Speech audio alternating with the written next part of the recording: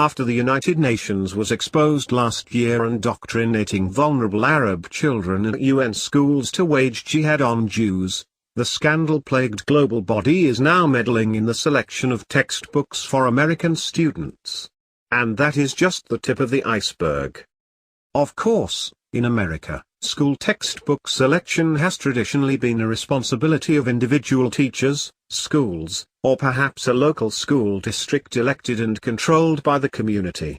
Yet, as the UN increasingly seeks more control and influence across every area of life, education and the minds of children are just the latest target, albeit an extremely important one for the furtherance of the UN's controversial Agenda 2030 for global governance. In fact, through the UN Education Agency UNESCO, the global body is seeking to dictate school textbook content to promote its agenda globally.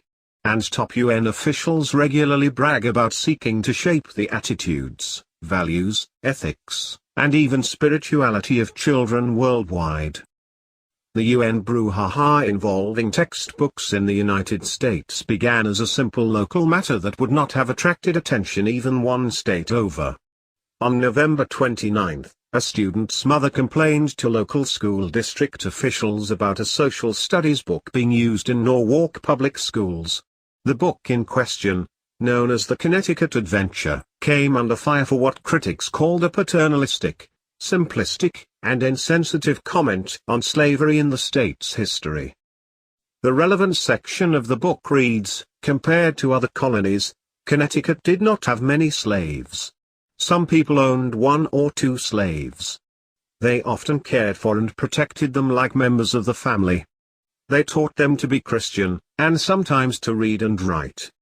Less than a week after the complaint, local officials announced that the book would no longer be used. The portion of the textbook minimizes the impact and implications of slavery from the perspective of many constituents in the Norwalk community, wrote Norwalk Public Schools Chief Academic Officer Michael Connor in a letter addressed to parents. Meanwhile, the publisher promptly announced revisions to the relevant sections of the book. And that should have been the end of it. But it was not. Somewhere along the line, a team of self-styled UN human rights experts caught wind of the story, and decided to try to exploit yet another local issue to justify the UN outfit's existence, to demonize America, and to meddle in what should have been a local matter for local elected officials. The chapter discussing the history of slavery in Connecticut is a distortion of the true nature of enslavement, fumed Ricardo Sunga, a self-styled human rights expert who, despite not being African, leads the UN working group of experts on people of African descent. That paternalistic outfit was established by the dictator-controlled UN Human Rights Council to supposedly stand up for Africans and their descendants, as if they needed special UN protection. In a press release posted on the UN News Center and the website of UN Human Rights Chief Zaid Hussein, a prince of an Islamic dictatorship, Sunga instructed local American school officials as if he were in charge. These deeply offensive texts should be replaced with accurate depictions of history which convey the message of the inherent dignity and equality of all human beings, Sunga was quoted as saying, adding that textbooks the UN disagrees with may lead to racism, racial discrimination, xenophobia, Afrophobia and related intolerance. In a bit of irony, instead of choosing an African to run the UN working group of experts on people of African descent, the UN chose Sunga III from the Philippines, a country that surveys show is one of the most racist countries in the world.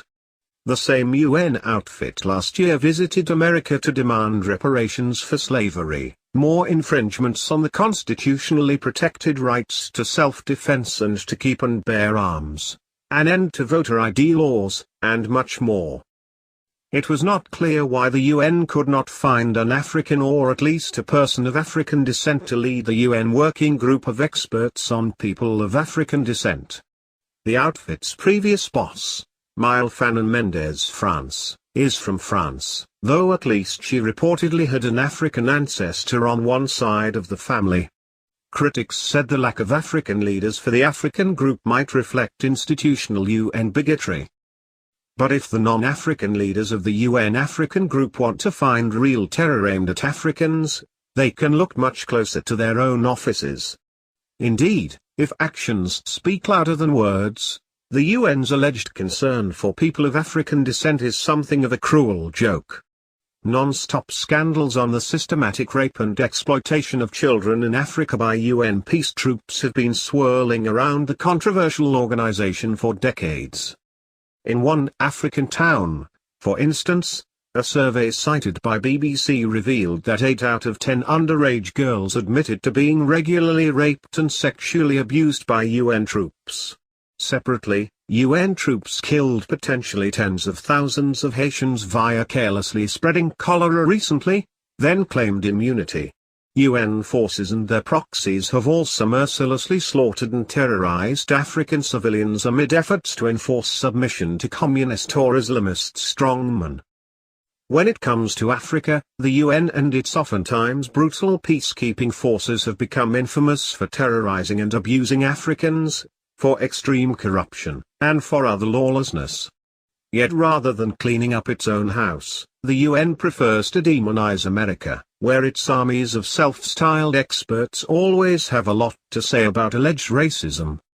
For example, in July, following the murder of 5 Dallas police officers by at least one racist Black Power activist who said he hated whites, the UN put out an official press release touting Black Lives Matter and blasting American law enforcement for structural racism. The UN's experts on people of African descent, the same bureaucrats attacking local school officials in Connecticut, also called for prosecuting and punishing local police officers involved in 2 fatal shootings, before investigations were even complete. We call for prompt independent investigations to ensure the perpetrators are prosecuted and punished, declared Sunga 3, seemingly unaware that multiple independent investigations were ongoing. The UN bureaucrat might also have been unaware that, in America, at least, decisions on whether to prosecute people are generally taken after investigations have been completed. Decisions on whether to punish, meanwhile, are made by a jury, after a court case featuring due process of law, constitutional protections that under most UN member states would be inconceivable. But on textbooks, at least, it is not just Americans under UN attack over what is taught, or not, in school. Africans are also under fire by the UN for choosing textbooks the UN dislikes. In Africa and beyond, school children and the textbooks they read are being targeted, in particular, by the communist-controlled UN education agency known as UNESCO. Just last month, UNESCO issued a global education monitoring report blasting education authorities in Uganda, Kenya, Algeria, Zimbabwe, and other nations because they chose textbooks that allegedly show women in traditional roles, including housework. The report also complains that school textbooks used in Africa do not sufficiently promote global citizenship, homosexuality, lesbianism, bisexuality, transgenderism, global warming alarmism, and more. The UN even argues that private schools must be made to submit as a requirement of what it calls international law. UNESCO also has a radical scheme known as the World Core Curriculum that its minions hope to impose on schools around the world, along with everything from pseudo-history and quack-reading schemes to programs for the sexualization of children. Where the UN does directly control education, though, its lessons range far from promoting equality, peace, and goodwill toward others. As the New American reported last year, UN schools run by the UN Relief and Works Agency, UNRWA, and funded by US taxpayers were caught on video brainwashing Arab children to glorify terrorism and wage constant war against their Jewish neighbors. In the documentary The UNRWA Ode to Terror, Palestinian Classroom Incitement released last year by a pro-Israel watchdog group, UN schools were even exposed offering military-style jihad training to young Arab children. The thing to understand is that these schools, they've developed a full-scale military training system, said David Bedin, director of the group behind the documentary exposing UN schools. How many people realize that there's military training going on in these camps? It's not even just hate education, it's war education. The education for the last 16 years, the school system has been devoted to indoctrinating children to make war on the Jews. With each press release attacking the United States, America's system of limited constitutional government, and the liberties of the American people, the UN further delegitimizes itself. The latest brouhaha over textbooks in a Connecticut school district, of all things, is a perfect example. In fact, the whole situation illustrated why local control works well and centralized control is undesirable and dangerous. An offensive segment was found in a school book. The matter was raised by a parent at a local school district meeting, and then the book was removed from use after a week-long probe. Imagine how much harder such an effort would be, if not impossible, if the selection of school textbooks was actually a state, federal, or even UN responsibility.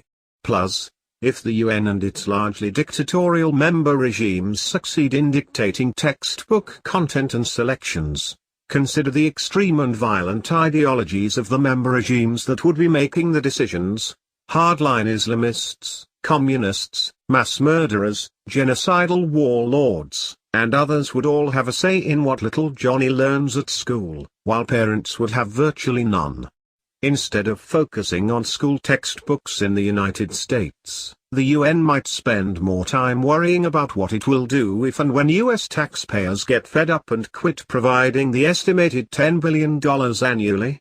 Right now, leading members of Congress are working on plans to defund the UN. Other lawmakers, citing attacks on American freedom and allies, are working on the American Sovereignty Restoration Act to end U.S. membership in the UN altogether. Americans seeking an American exit from the UN, or an Amexit, can be thankful that the UN continues to provide more reasons to pursue a U.S. withdrawal on an almost daily basis. But despite the absurdity of the Dictators Club meddling in a local Connecticut school district's book selections, the UN is no laughing matter. For the sake of liberty,